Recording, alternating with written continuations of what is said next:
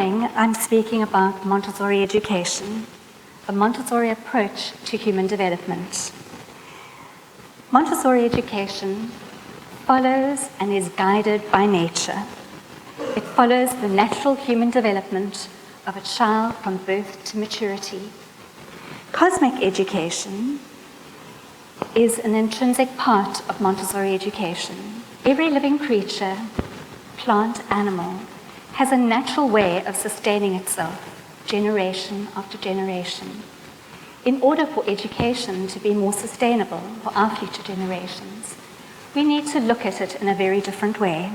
This education system started more than 100 years ago by a remarkable woman, Dr. Maria Montessori, an Italian who was the first woman to graduate from the University of Rome.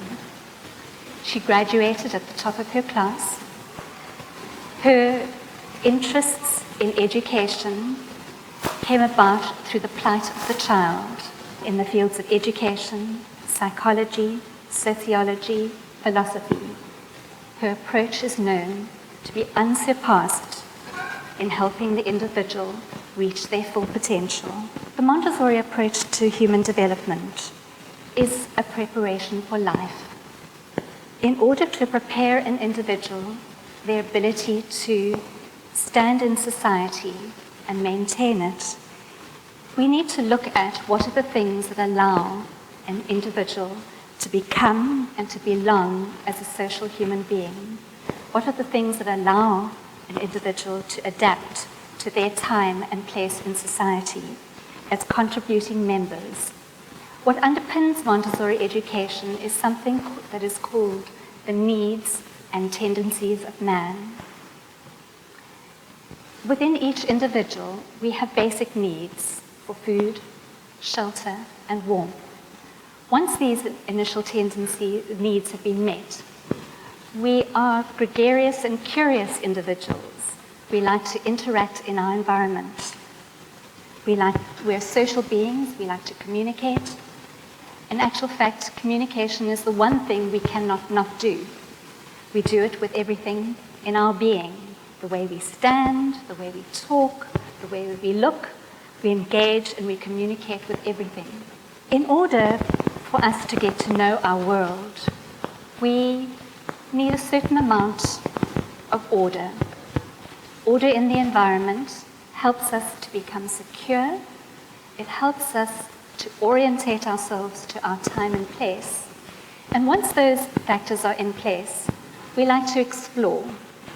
We like to find out about our environment. We like to manipulate. We like to work. As we work, we repeat an activity many times. And through our repetition, we start to focus our attention, to build up our concentration. And through the repetition, we perfect our skills, engage in our environment, and learn. The interesting thing about education, the word educate comes from the Latin educare. It means to draw out. Education, the shin, is the action.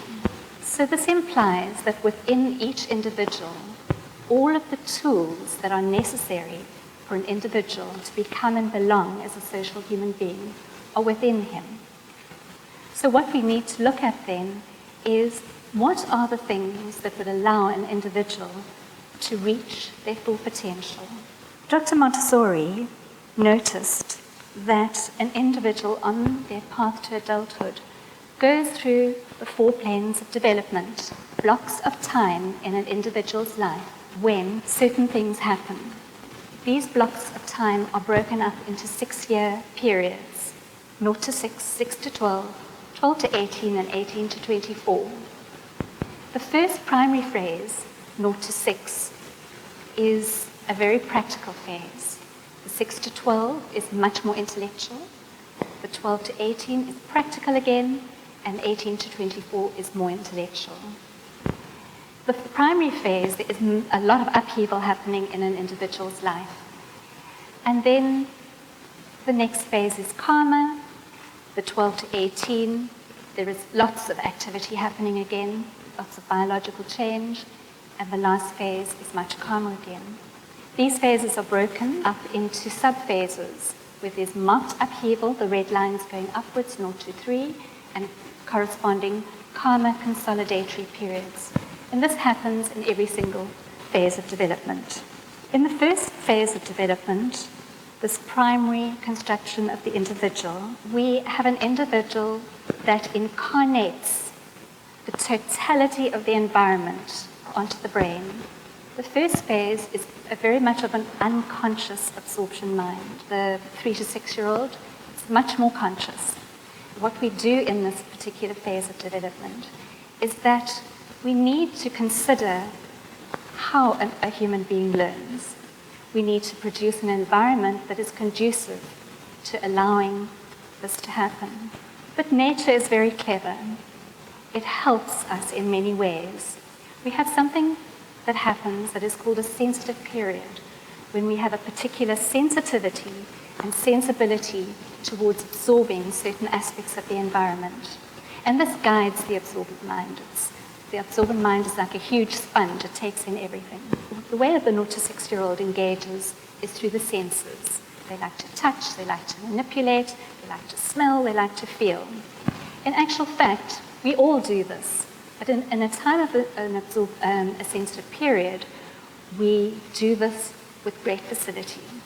Now, these children are very sweet, and they've got curly hair, and they're gentle in nature.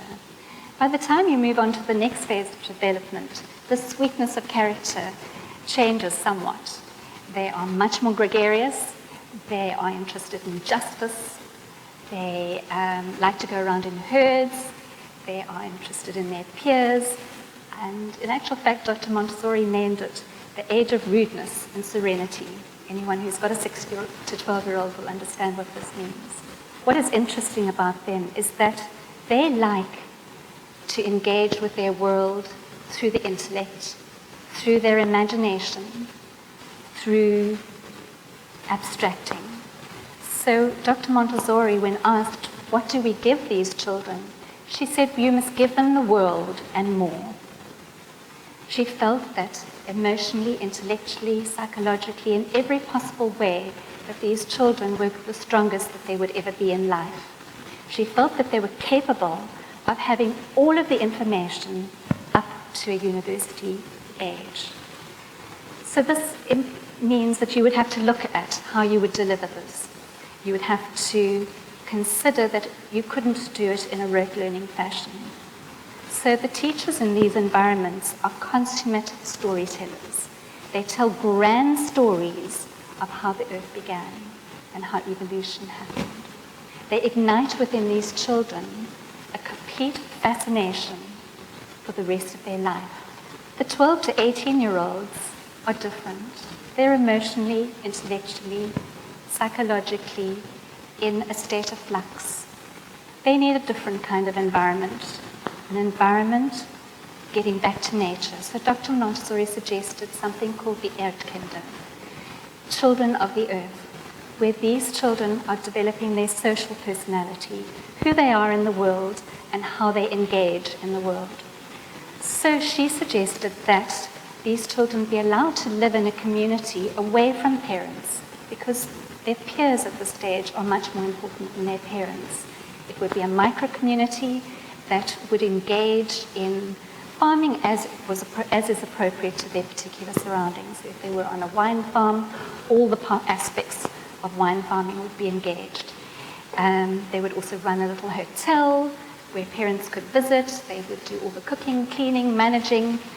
And you would, in the end, you would have a very different type of individual who would have a very deep sense of connection with the earth by reconnecting at this age, and also a sense of community. The next phase of development that we go into is the 18 to 24-year-old. These people are very ready. They would be very well prepared to enter tertiary education, having a very clear direction of where they are, where they fit in society. These individuals, Dr. Montessori called that they would be in the stage of the age of happiness. And if you look at this long preparation of an individual, birth to maturity, There is a lot of preparation that we need to consider if we are going to meet the needs of a human who is going to know their time and place and understand what their role is in society. To give you an idea, this is what we call the Nido environment of the Montessori classroom. It is an environment particularly catered to movement, language, and freedom and independence. This is the infant community. These children love to do the things that they see their parents doing. This is a 3 to 6 environment for the Montessori school. Everything is scaled down to the child's size. If there's only one of everything, so children need to wait. They learn certain social skills. The environment offers freedom, independence, movement, opportunities to develop all the social skills to absorb their culture. The little boy on the right is working with bells. These are the Montessori bells. He's pairing and learning about the diatonic scale. The little one on the left is listening intently to the pitch of the bell. Dr. Montessori took abstract concepts and made equipment to meet the needs of these children. Maths equipment, multiplication, complex numbers, addition and subtraction. Puzzle maps showing the parts of the world. This is the elementary classroom with timelines, more maths equipment to meet the growing needs of this particular age group, and more work for them. Dr. Miriam Montessori and her son, and this is her at the age of 81. She was still working and planning a trip to Africa just before she died. To meet the children, to meet the human potential, these children will be very differently prepared. And I hope you feel that this is an inspiring way to look at the growth of an individual from birth to maturity. Thank you.